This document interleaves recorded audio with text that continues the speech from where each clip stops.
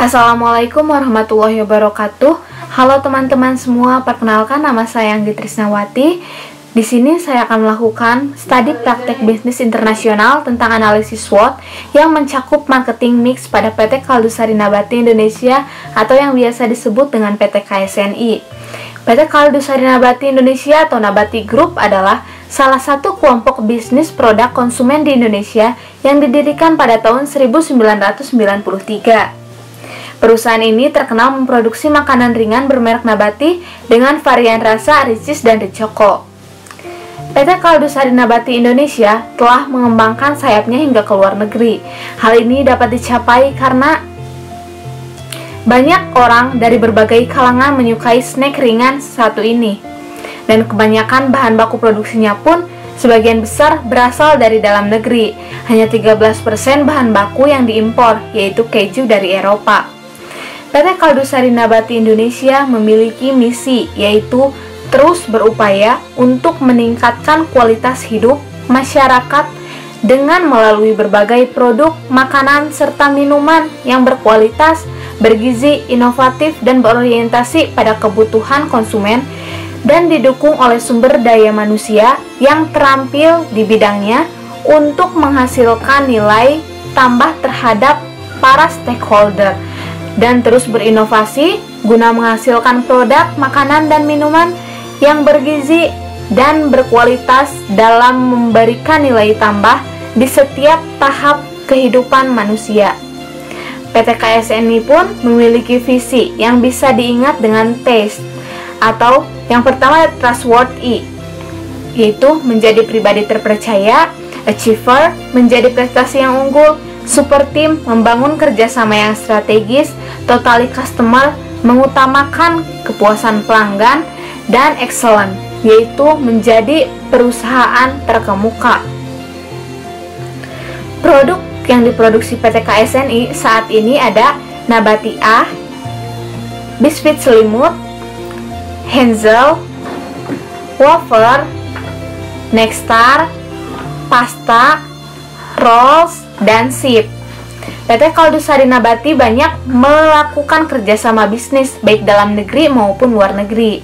Pada Februari 2011, Nabati mendirikan PT Ricis Kuliner Indonesia dan membuka restoran cepat saji Ricis Factory yang pertama di Faris Van Java Mall, Bandung. Lalu Ricis Eat & Go pada tahun 2012. Pada tahun 2011, Nabati mulai menjalin hubungan kerjasama bisnis dengan Nabati Food Pte Ltd Singapura sebagai perusahaan distribusi produk Nabati di luar negeri. Pada tahun 2013, PT Pinus Merah Abadi didirikan sebagai perusahaan distribusi produk Nabati di Indonesia. Pada tahun 2017, PT Nabati bekerja sama dengan PT Simba Indosnack Makmur atau Simba meluncurkan Simba Sip Pop Karamel. Pada tahun 2020, PT Nabati bekerja sama dengan PT Emina Cheese Indonesia meluncurkan Emina Ricis Stick. Di tahun yang sama, Nabati melalui PT Nutribev Sinergi Indonesia bekerja sama dengan PT AJE Indonesia meluncurkan minuman berkarbonisasi EMIO Cola, EMIO Lemon Tea, dan EMIO Melon Tea, menandai pertama kalinya Nabati memasuki bisnis minuman ringan. Pada tahun 2021, Nabati melalui PT Nutribev Sinergi Indonesia bekerja sama dengan produsen air mineral PT Puan Mahar Karya yang berlokasi di Gunung Putri, Bogor, dan meluncurkan EMIO air mineral.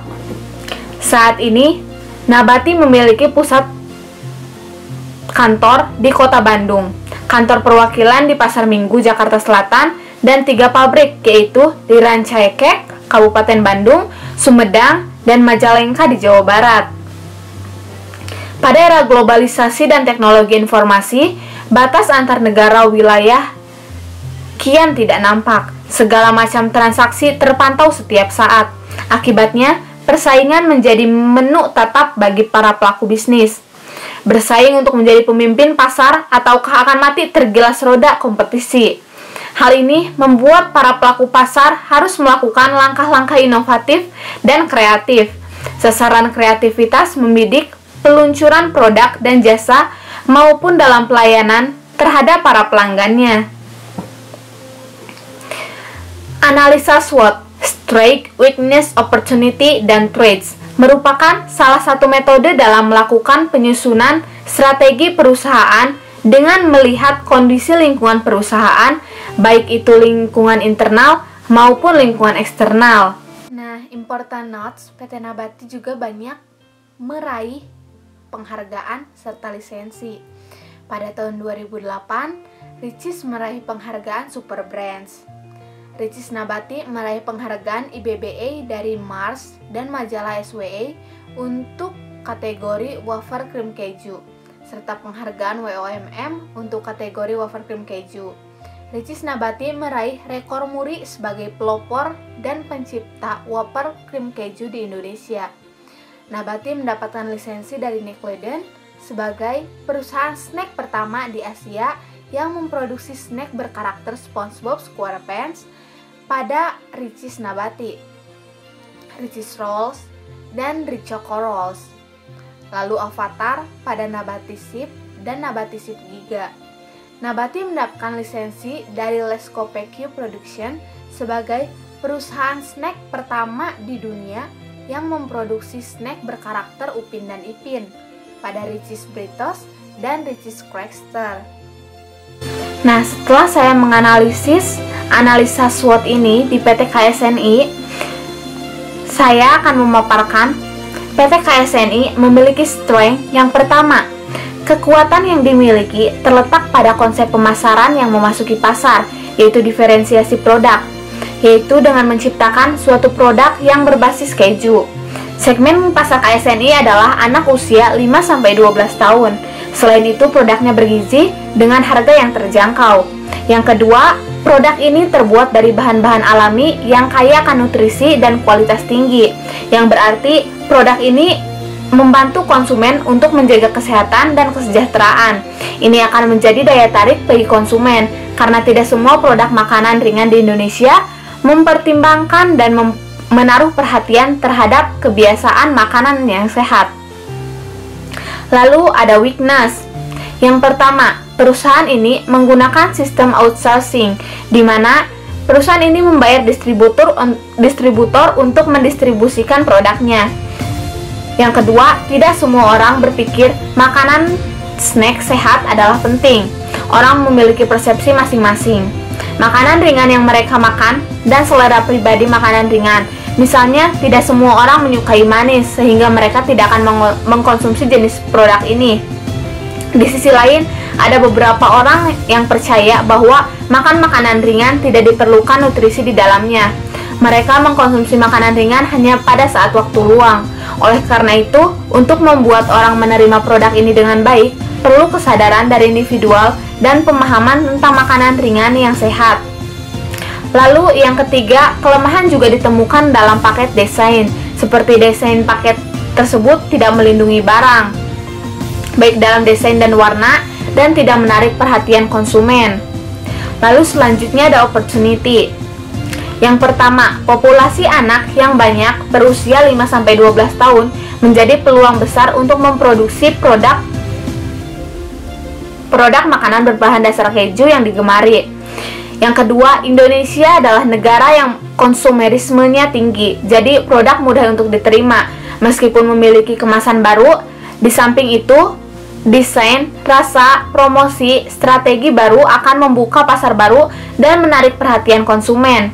Ini adalah kesempatan besar untuk melawan pesaing dan membangun pasar sendiri. Lalu selanjutnya ada threat. Yang pertama, pesaing baru dari luar dan dalam negeri yang datang dan investasi di Indonesia akan menjadi persaingan yang ketat untuk produk yang sudah ada. Meskipun mereka relatif perusahaan baru, strategi mereka dalam penjualan cepat. Oleh karena itu, sebuah persaingan yang ketat dengan produk sejenis, kualitas, kuantitas, dan pasar akan menjadi tangguh. Selebihnya, pesaing terberat seperti Biskuat, Jacobs, and Ritz yang telah tertanam dalam hati konsumen membuat produk sulit untuk masuk ke dalam pikiran konsumen dan kepercayaannya. Selanjutnya di sini saya akan membahas tentang marketing mix PT KSNI. Marketing mix sendiri merupakan suatu bentuk strategi dalam mengkombinasikan berbagai macam kegiatan marketing agar tercipta suatu kombinasi maksimal sehingga akan muncul hasil yang memuaskan. Strategi mix untuk perusahaan KSNI sendiri untuk masa yang akan datang adalah yang pertama ada di price atau harga. Perusahaan KSNI memasang harga yang terjangkau karena segmen pasar utamanya adalah anak-anak. Perusahaan KSNI saat ini baru mampu menjangkau harga Rp500. Pihak perusahaan tidak akan menaikkan harganya menjadi Rp1.000. Apabila terjadi kenaikan bahan baku yang paling utama, yang dipangkas adalah mengurangi profit dan mengurangi biaya beriklan dan trade promo. Selanjutnya ada place. KSNI menambah jumlah distributor dan peritel, serta berusaha lebih dekat dengan para mitranya tersebut. KSNI berusaha meretensi channel mulai dari distributor, retail, sampai ke konsumen. KSNI mengoptimalkan program-program di tingkat wholesaler, grosir, semi-grosir, gerai star, dan salah satunya menjadi program gesek dan menang atau scrape and win, berhadiah umroh. Toko-toko kecil berpeluang memiliki hadiah ini. Selanjutnya ada promotion.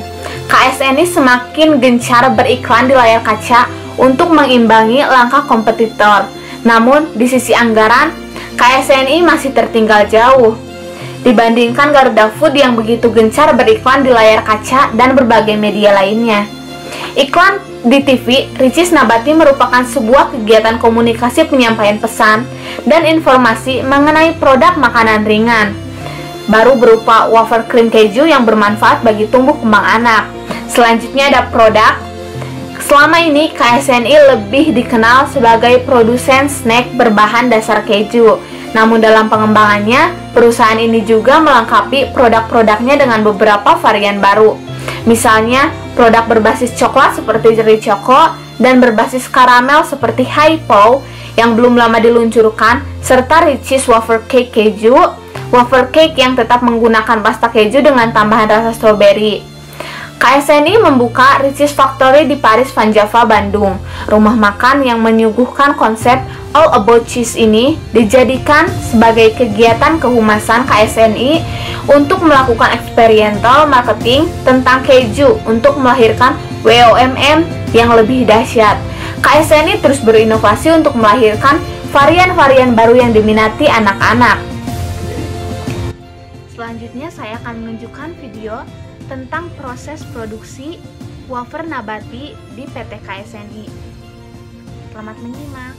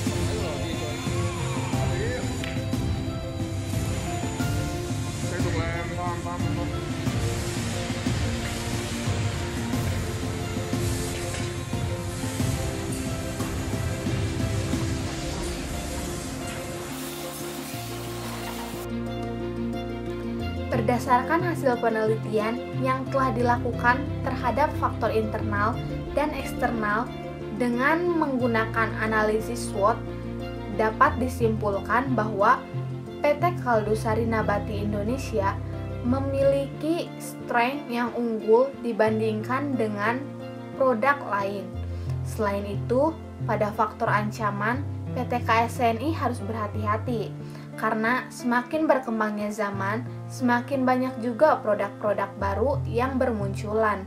Jadi, PT KSNI harus mengetahui tentang tren yang ada. Itu dia hasil penelitian saya mengenai analisis SWOT dan marketing mix PT KSNI.